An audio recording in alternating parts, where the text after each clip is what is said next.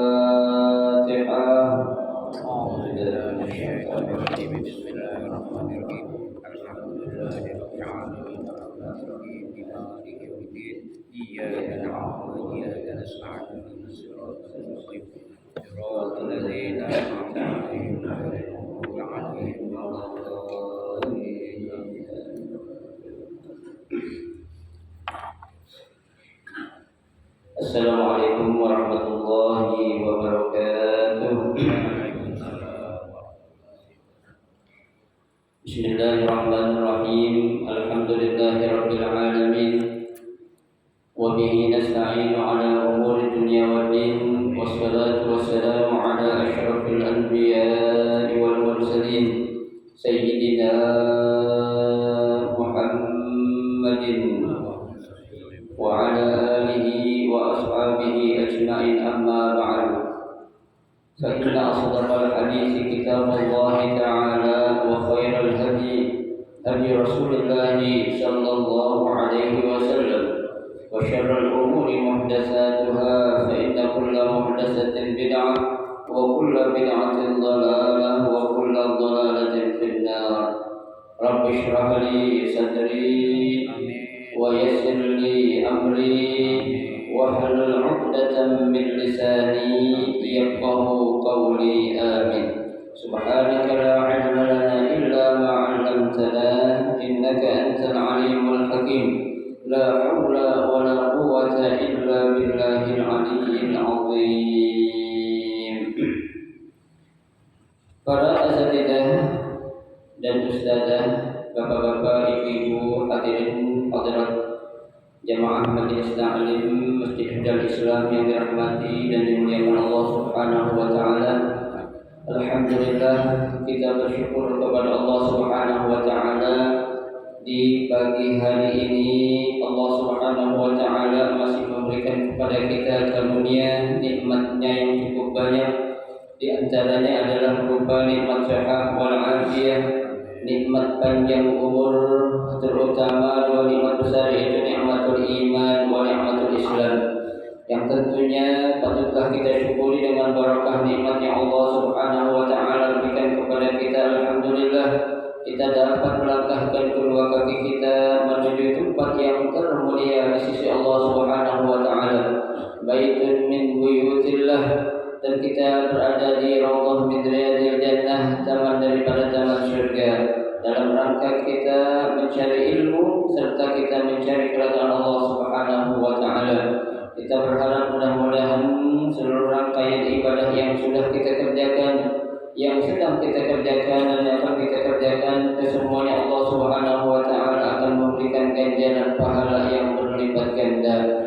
Ilmu-ilmu yang sudah kita pelajari, mudah-mudahan Allah Subhanahu wa taala jadikan ilmu yang bermanfaat, dan yang akan kita pelajari mudah-mudahan Allah berikan kemudahan kepada kita untuk memahami dengan sebaik-baiknya. Amin, Allahumma amin. Jamaah sekalian yang berbahagia, mari kita lanjutkan kembali kajian kitab Riyadhus Shalihin, ya, masih pada bab sabar. Ya, kita akan melanjutkan dari susunan hadis yang ada dalam kitab Riyadhus Shalihin. Kita akan membaca hadis yang ke-57, ya, atau hadis yang keempat dari bab as-sabr, ya. As-sidq, maaf, bab as-sidq. Bismillahirrahmanirrahim. Al-haditsu sabi' wal khamsun. Hadis yang ke-57. An Abi Thabit wa qila Abi Sa'id wa qila Abil Walid Sahl bin Hunayf wa huwa Badriyun radhiyallahu anhu anna an-nabiy sallallahu alaihi wasallam qala man sa'ala Allah ta'ala asy-syahadata bisidqin ballaghahu Allahu manazil asy-syuhada wa in mata ala firashihi, rawahu Muslim.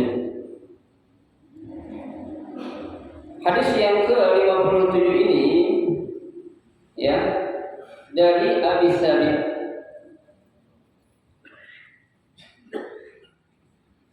Wakila Abi Sa'id. Jadi ini sanad hadis ini datangnya dari Abi Thabit, ya.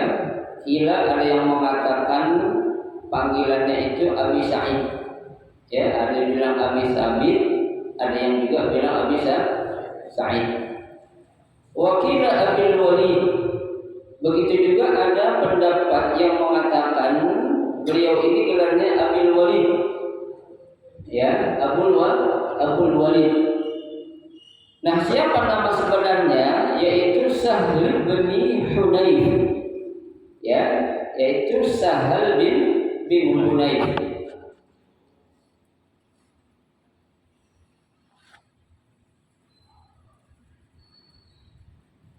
Wa huwa Badriyun radhiyallahu anhu, ya.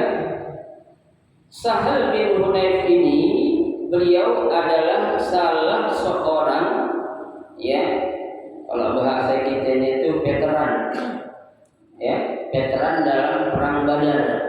Artinya beliau pernah ikut bersama Rasul dalam perang Badar. Kalau kita banyak veteran kan, ya, veteran dulu, ya, jadi banyak kali akui sebagai seorang pahlawan, padahal mereka ikut berjuang, tuh, ya. Nah, Sahl bin Hunayf ini Badriyun, ya, beliau merupakan veteran dari dalam perang Badar. Ya, nanti kalau Uhud ya Uhudiyun. Ya, kalau pernah ikut perang Uhud ya pernah perang ikut Uhud ya. Anna Nabi sallallahu alaihi wasallam qala bahwasanya Nabi sallallahu alaihi wasallam bersabda ya, man sa'alallah ta'ala ya, barang siapa, ya boleh dikatakan barang siapa atau siapa saja ya, orang yang apa sa'alallah ta'ala memohon ya atau meminta kepada Allah Subhanahu wa taala ya, apa yang diminta kepada Allah asy-syahadah, agar bisa mati syahid ya. Siapa sih yang nggak pengen mati syahid ya? Semua orang pasti pengen mati syahid tuh ya. Nah, keinginannya dia ya, permohonannya dia itu agar Allah mematikan dia dalam keadaan mati syahid bisidqin ya. Ini yang kita bahas, dengan sebenar-benarnya atau dengan sejujur-jujurnya, bukan main-main ya. Tapi memang apa, dia itu minta. Di sini dikatakan ayhala qauluhu shadiqan fi su'alihi ya, apa yang dia minta itu memang benar-benar ya, bukan sesuatu yang dianggap main-main tuh ya, bukan hanya sekedar orang minta aku minta juga, bukan ya, tapi memang dia ini meminta kepada Allah agar diwafatkan atau dimatikan dalam keadaan mati syahid. Kenapa? Ya, dimuliakannya atau diberikannya kedudukan oleh Allah orang-orang yang mati syahid, kedudukan yang sangat tinggi. Tuh, ya. Al-Quran saja sudah menjelaskan ya, kata Allah dalam Al-Quran, wala tahsabannallaha apa tuh? Dan janganlah kamu mengira ya, alladzina qutilu fi sabilillah, orang-orang yang mati di dalam berjuang ya pada agama Allah ya, amwatan, mereka itu mati, artinya mati begitu aja mati ya tuh. Akan tetapi apa? Walakinna ahya'un bal ahya'un inda rabbihim yurzaqun. Akan tetapi mereka itu sebenarnya apa? Hidup di sisi Allah penuh dengan apa? Rezeki ya, kenikmatan yang Allah berikan itu. Itu salah satu kemuliaan yang Allah berikan kepada orang-orang yang mati syahid ya betul. Nah, kalau Al-Imam Nawawi menjelaskan ya, yang namanya orang mati syahid itu banyak jenisnya. Bukan saja orang yang berjuang di jalan Allah ya, di antara orang-orang yang bisa dikatakan mati syahid itu di antaranya adalah orang yang sakit atau meninggal karena wabah.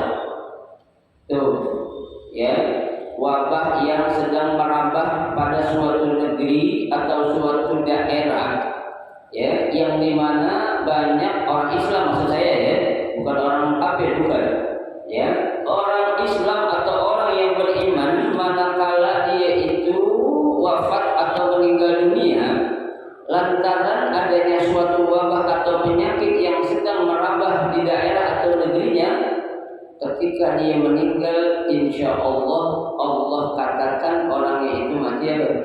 Mati syahid. Ya, makanya jangan dijadikan sesuatu yang apa? Ya, negatif apa yang Allah sudah takdirkan. Ya, ya ketika Allah memberikan ujian bukan kepada negara kita aja, seluruh dunia mengalami yang namanya apa? Pandemi. Ya, wabah corona yang sudah merambah tahun 2020 sampai 2021, bahkan konon kabar sekarang naik lagi. Oh betul sekali ya. Penyakit kok bisa dibuat-buat, aneh gitu.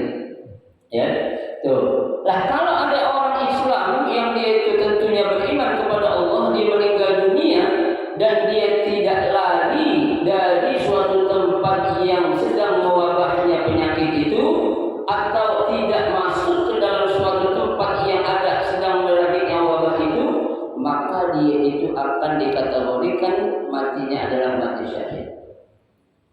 Apa maksudnya Ustaz? Kok dia jangan keluar dari wabah, jangan keluar dari tempat yang sedang mewabah penyakit itu? Artinya jangan sampai nanti kalau ente keluar ya ke suatu tempat yang tidak ada penyakit awalnya, dengan ente datang, maka apa? Orang lain akan terkena. Maksudnya begitu. Ya, bukan kita nggak boleh menghindar, bukan. Ya, kita boleh berusaha, kita boleh apa? Ya, semaksimal mungkin untuk apa? Untuk menjaga diri kita, ya, agar kita tidak terkena. Itu kan namanya ikhtiar. Ya, itu yang pertama. Ada lagi orang yang dikatakan mati syahid itu adalah orang yang mati ya karena tertimpa runtuhan. Kemana saudara-saudara kita itu yang di Cianjur ya? Kalau dia beriman, ya, kalau dia beriman meninggal dunia karena runtuhan, baik itu karena tanah longsor ataupun gempa bumi, dia sabar atau dia beriman kepada Allah, insya Allah tuh dia meninggal dalam keadaan mati syahid. Ya, mau nggak mati karena kena runtuhan? Kan mati syahid. Contohnya nih ya, kita lagi ngaji di masjid ini. Maaf ya, yang pas jurusan kipas angin itu, kipas angin tahu dia atau ini mati. Di kipas angin itu mati syahid kan? Mau nggak? Hah? Ya mau juga. Maunya apa dong? Saya nggak mau. Dia mau kali. Hah? Waktunya berarti masih cinta dunia berarti ya? Nggak mau. Ya, tuh. Ketiban runtuhan bangunan kayak dulu di tanah suci, ya, jatuhnya apa itu?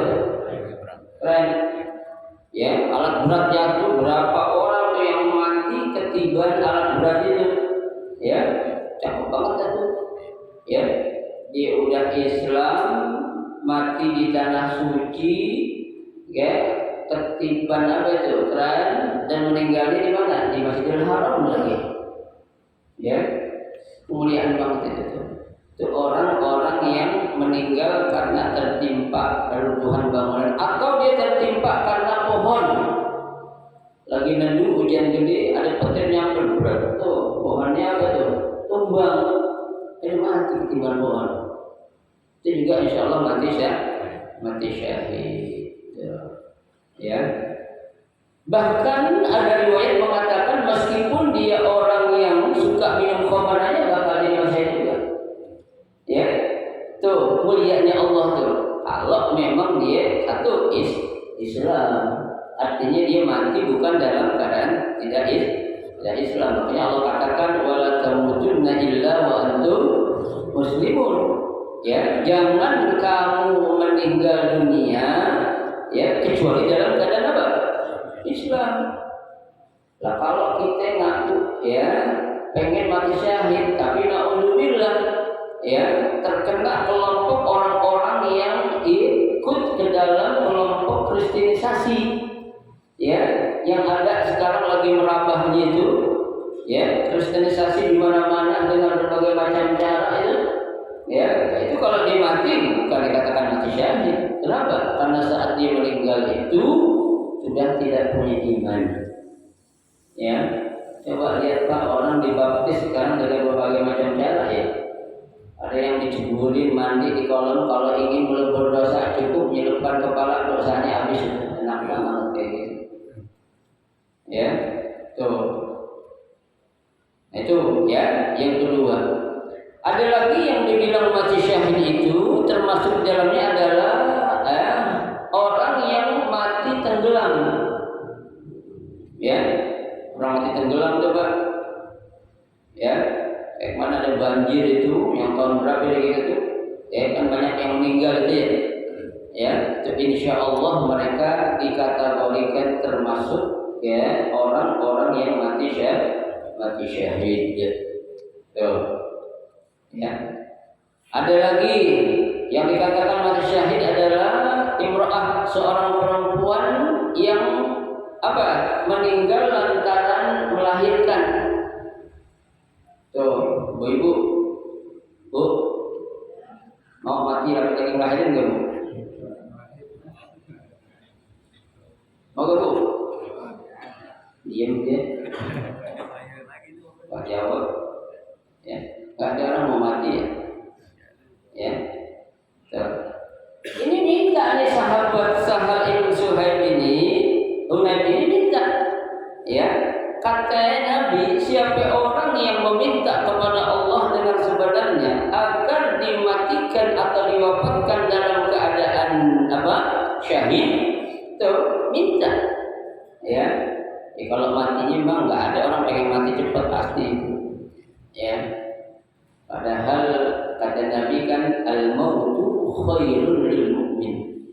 Mati itu ya suatu yang baik bagi orang-orang yang beriman. Kenapa? Karena dunia jibah kata Nabi. Dunia ini adalah ibaratnya seperti bangkai. Ya. Nah, dalam hadis yang lain Nabi katakan ad-dunya sijnun lil mu'min. Dunia ini merupakan penjara bagi orang yang beriman.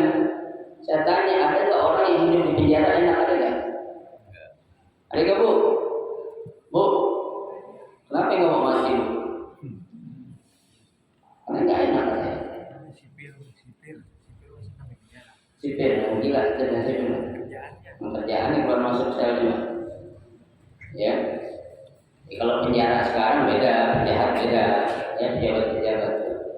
Ya, jadi seorang perempuan atau wanita manakala dia melahirkan atau sedang melahirkan, tahu-tahu Allah cabut nyawanya karena memang ibu pak yang lagi mau melahirkan itu Al-Quran mengatakan wahnan ala wahnin, antara hidup dan mati, susah di atas kesusahan. Coba, nggak ada orang laki itu benar sampai mau mati ada nggak ada, itu cuma kaum Hawa itu yang berani atau mau rela mengorbankan untuk mengeluarkan anaknya dari rahimnya saat itu.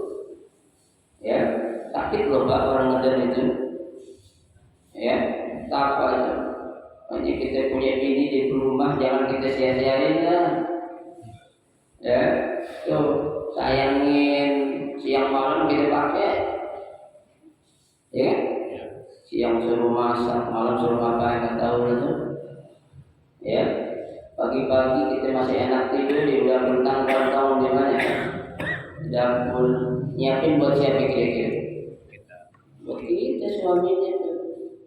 Ya, tuh muliakan istri kita, ya. Tuh, begitu juga ibu-ibu muliakan suaminya bu.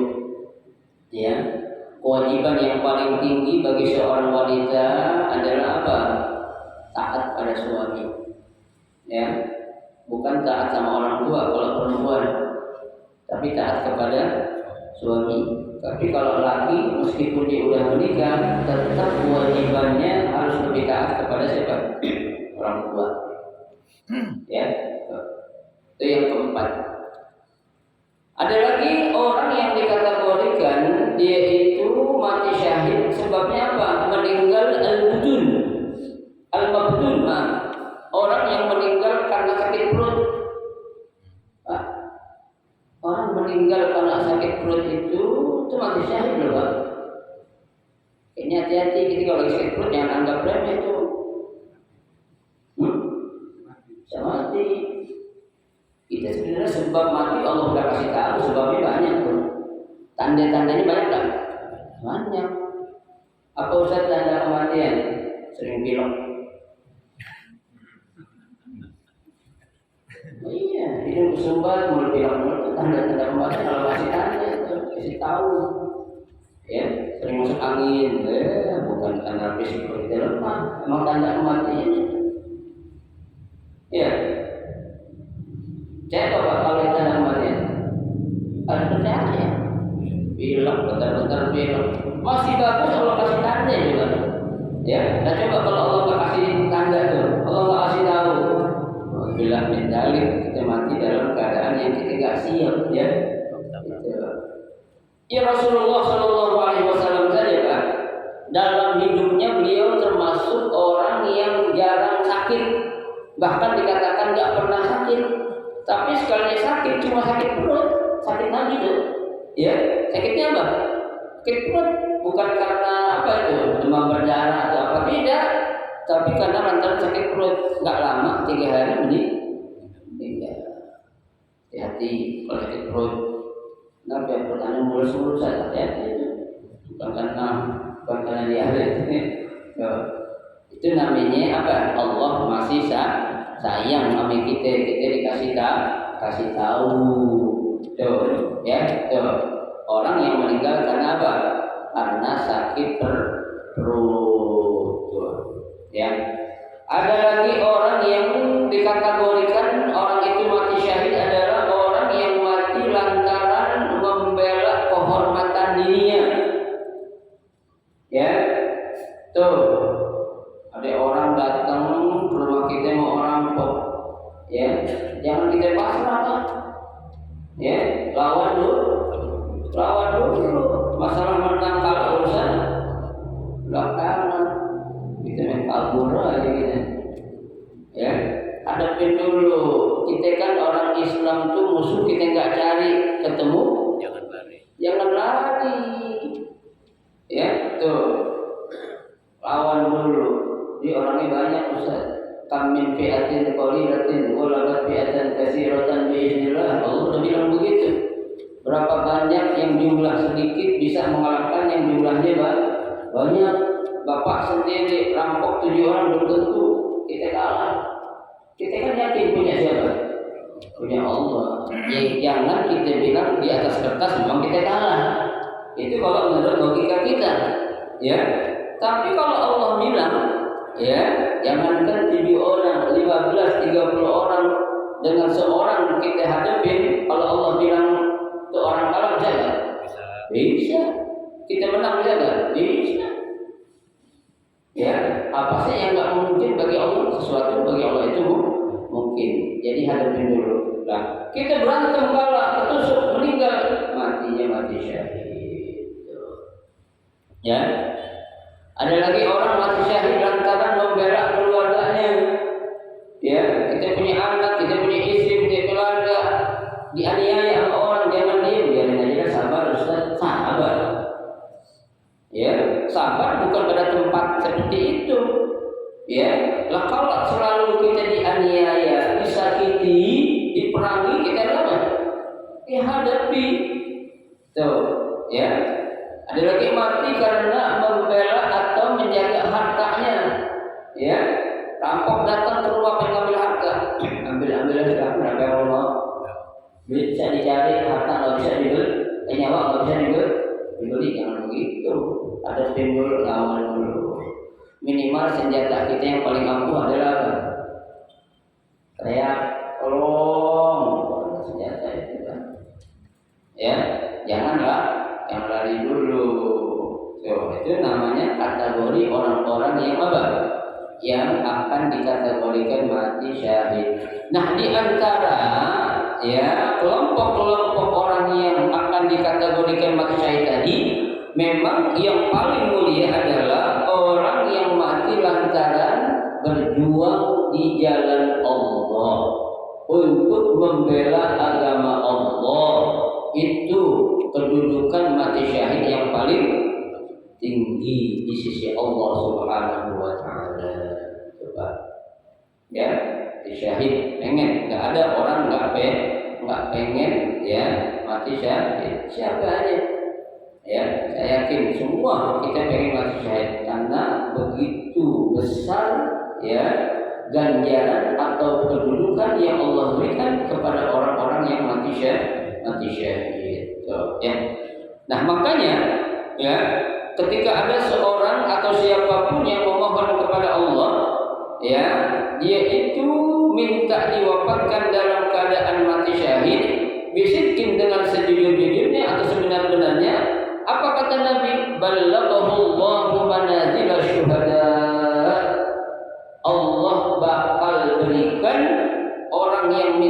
tadi dimatikan mati syahid dengan sebenarnya, ditempatkan ke dalam kelompok orang-orang yang mati syahid. Kira-kira kita pernah berdoa kayak gini nggak Pak? Bu, pernah doa nggak minta mati syahid, pernah nggak? Pernah nggak? Pernah. Ya, tuh pengen minta apa ya Allah, matiin tak tua ya dah. Punya anak, punya cucu pada kawin baru matiin lah. Ya kan? Kan minta matiin. Paling kita husnul khotimah. Ya Allah biha, ya Allah biha, ya Allah bi husnul khotimah. Cuma minta mati dalam keadaan syahid. Sama kita berdoa apa? Berdoa Allah mintanya duit dulu. Ya, bukan nggak boleh. 5 kali kita sholat subuh, zuhur, asar, maghrib, isya, yang kita minta apa? Rizqan halalan, thayyiban, wasi'an, mubarakan, kasiran lagi. Wa ilaha illallah, semuanya itu halal, thayyib, wasi', mubarak, kasiran. Malaikat bilang, gue bingung amin ini semua yang diminta. Ya, ibu kan nggak boleh, boleh. Coba sekali-kali minta, ya Allah, saya mohon kepadamu ya Allah, khusyukkanlah kami dalam sholat. Ya, jadikanlah kami orang-orang yang apa? Ya, ibadah bersama anak istri saya cinta untuk melakukan ibadah ya Allah. Ya, ya Allah berikanlah rezeki untuk bisa beli mobil ya Allah. Ya Allah berikan rezeki untuk bisa beli rumah baru ya Allah. Itu boleh mereka. Ya. Fisiknya doang, mentalnya nggak pernah diingat. Ya, padahal yang pertama kita minta sesuatu itu yang untuk dunia akhirat, bukan dunia doang. Kita punya mobil, punya rumah, itu perlunya di mana? Dunia doang kan begitu. Di akhirat nggak perlu, maka kita mati bawa mobil, bawa agak. Ya, baik. Ya, jadi ya, orang-orang yang memohon atau meminta kepada Allah agar diwafatkan dalam keadaan mati syahid dengan sejujurnya atau sebenar-benarnya, Allah akan tempatkan ya orang tersebut bersama kelompok orang-orang yang mati syahid. Wa in mata ala firashihi, sekalipun orang tersebut mati di atas tempat tidurnya. Ya, artinya dia bukan dalam keadaan perang, bukan. Ya, entah itu tadi di atas virus mungkin lagi karena sakit perut, kan begitu. Ya, ibu-ibu lagi cobaan mau melahirkan atau meninggal, kan ada tempat tidur tuh. Ya, nah itu ya termasuk ke dalam kelompok orang-orang yang apa? Dimatikan dalam keadaan syahid. Ya, tuh. Tapi memang syahidnya bukan seperti syahid orang yang mati berjuang seperti para pejuang Uhud, pejuang Badar. Tetap diperlakukan seperti orang yang mati biasa, dimandiin, ya, dikafanin, disolatin, itu wajib, ya, tuh. Jangan mati syahid yang sakit perut, udah kuburin kayak gitu aja, nggak boleh disolatin, nggak boleh mandiin, jangan. Ya, itu kita harus ya mengetahui. Ada kan namanya syahid dunia, ada syahid akhirat, ada syahid dunia akhirat itu. Harus kita bisa kelompok-kelompokkan. Ya, gitu. Baik. Rawahu Muslim. Hadis ini diriwayatkan oleh siapa? Oleh Imam Muslim. Ya. Hadis yang ke-58. Ya. An Abi Hurairah radhiyallahu anhu qala, dari Abu Hurairah radhiyallahu anhu, moga-moga Allah meridhoinya, qala, beliau berkata, qala Rasulullah sallallahu alaihi wasallam, Nabi sallallahu alaihi wasallam bersabda, ghaza nabiyyun minal anbiya'i salawatullahi wa salamuhu alaihim. Ya. Pernah ada salah seorang nabi, ya, di antara para nabi, ya, sebelum dia berperang itu beliau berwasiat atau berkata liqaumihi, kepada kaumnya. Ya, seperti nabi nih Pak, sebelum nabi perang, nabi umumin dulu. Ya.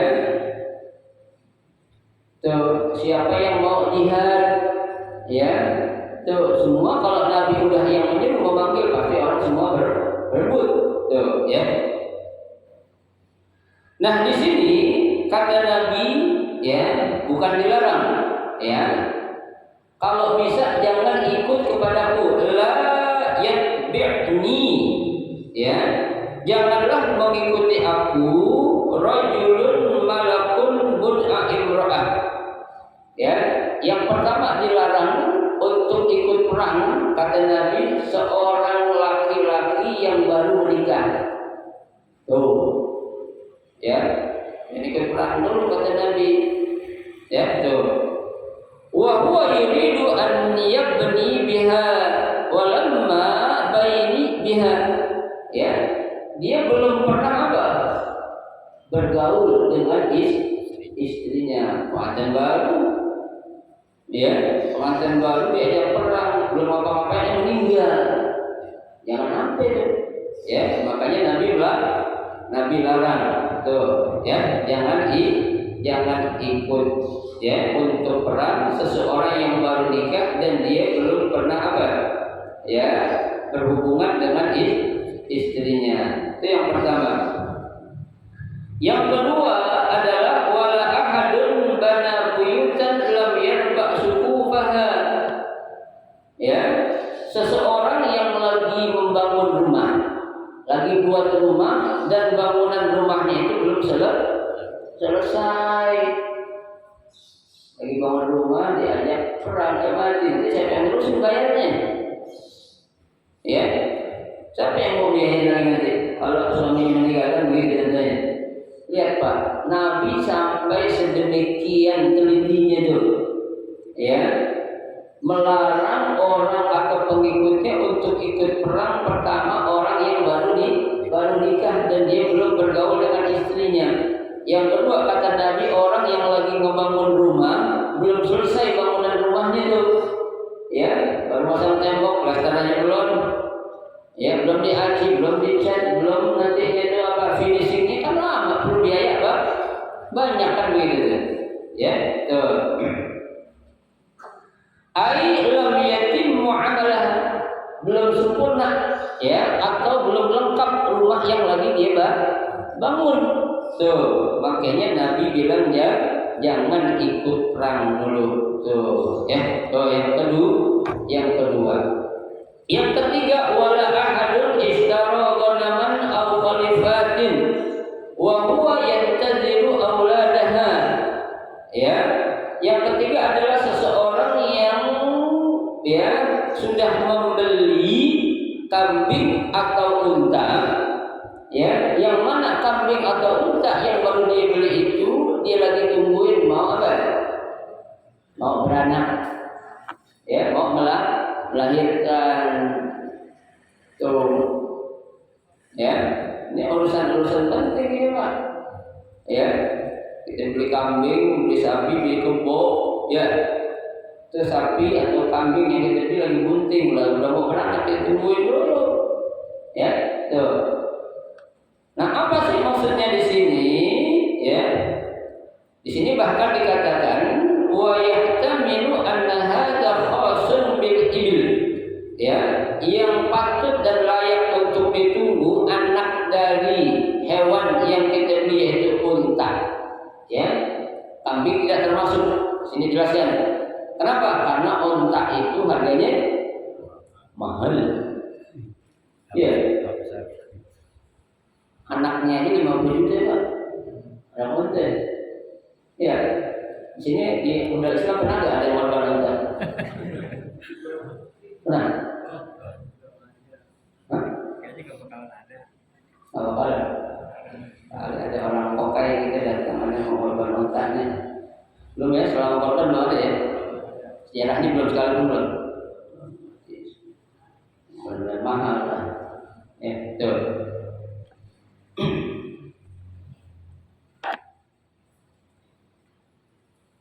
Ya, tuh. Fakoza. Ya, jadi 3 orang ini Nabi larang untuk ikut perang bersama Nabi. Pertama, orang yang baru nikah dan dia belum berhubungan dengan istrinya. Yang kedua, orang lagi bangun rumah belum sempurna bangunan rumahnya. Yang ketiga, orang yang baru membeli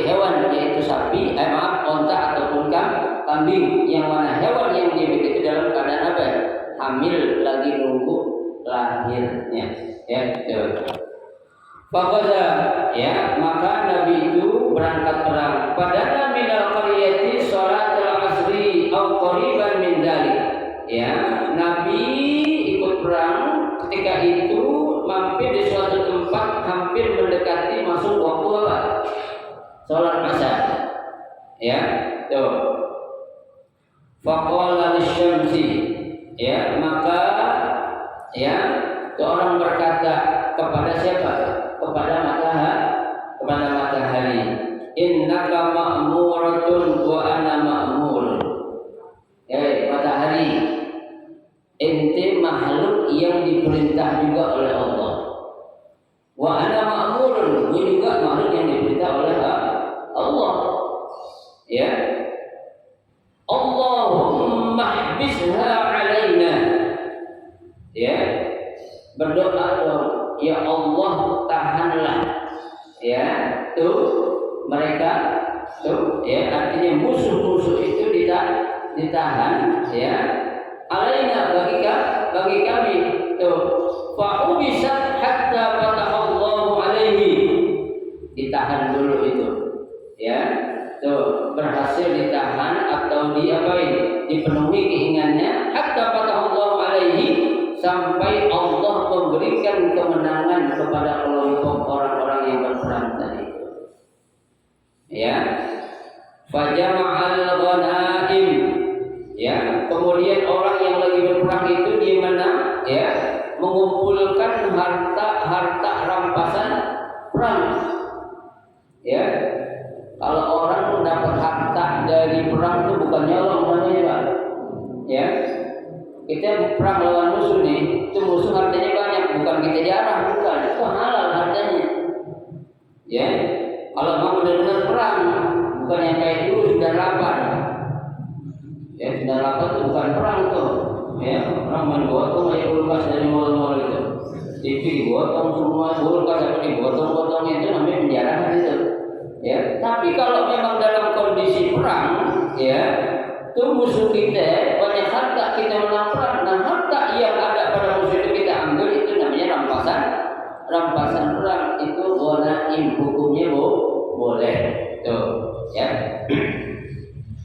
Nah, ketika sedang mengumpulkan harta rampasan perang, faja'at, tahu-tahu datang, yakni annar, apa itu?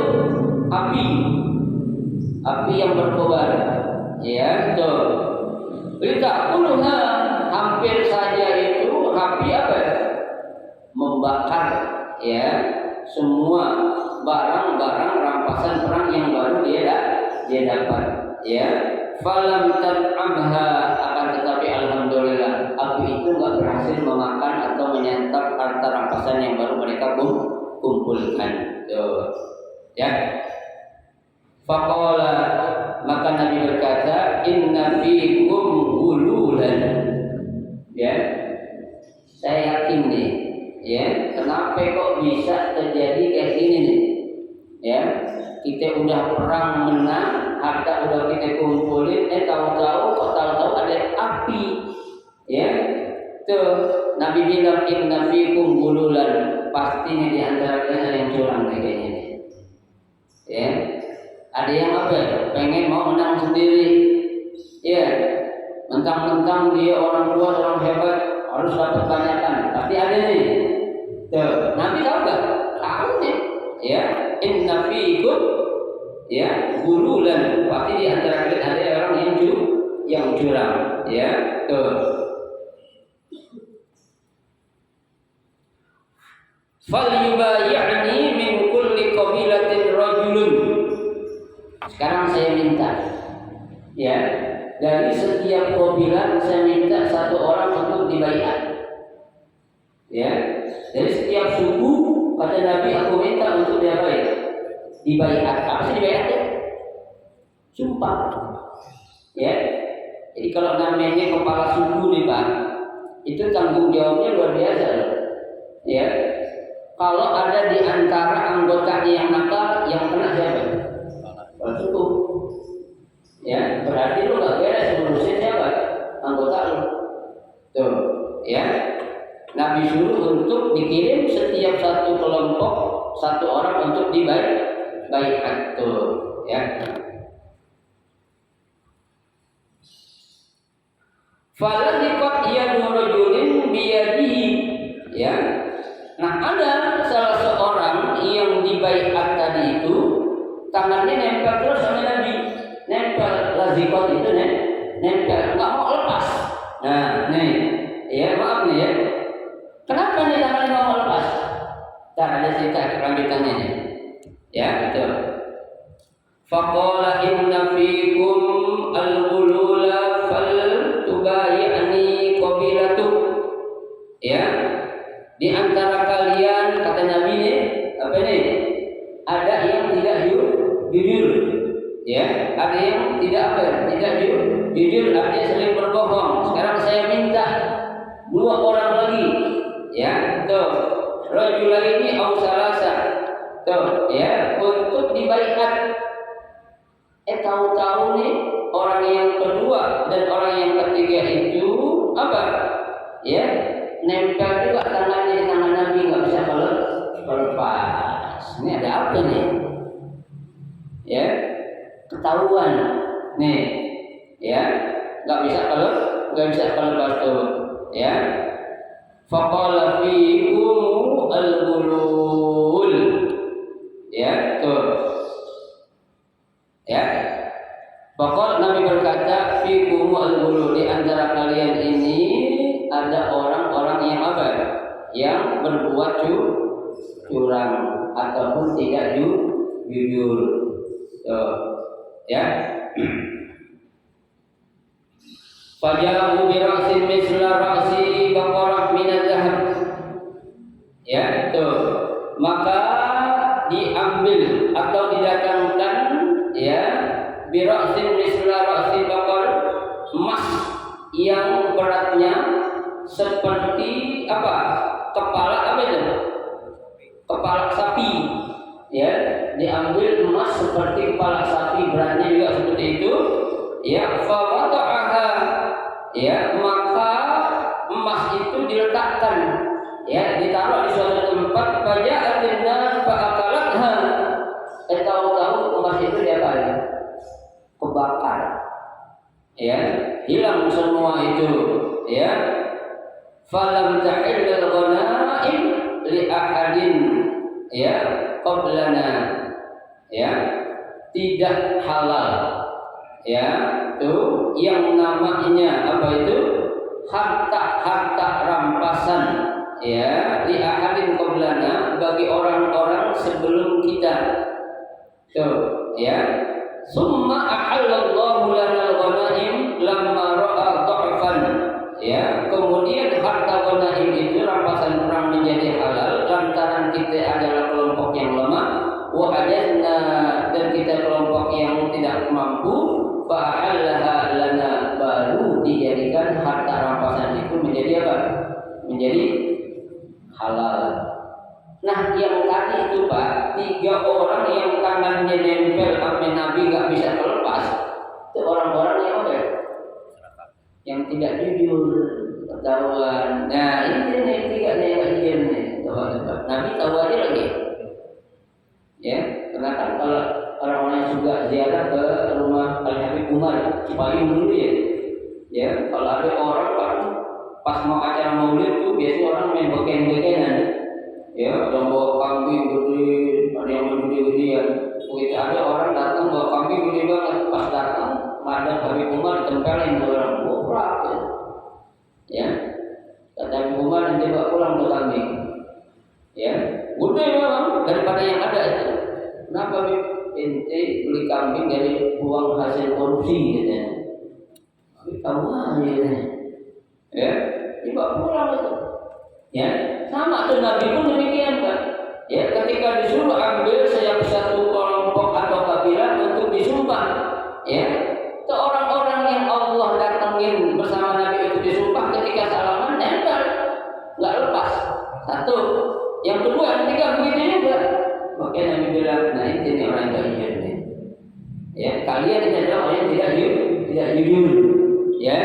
Tuh, padahal yang namanya harta rampasan perang itu ya itu untuk dibagikan secara umum kepada seluruh para pasukan yang ikut bertempur di dalam peperangan, bukan untuk dikuasai oleh suatu kelompok yang ada. Kelihatannya nih ada sebagian kelompok yang pengen nguasain, ya.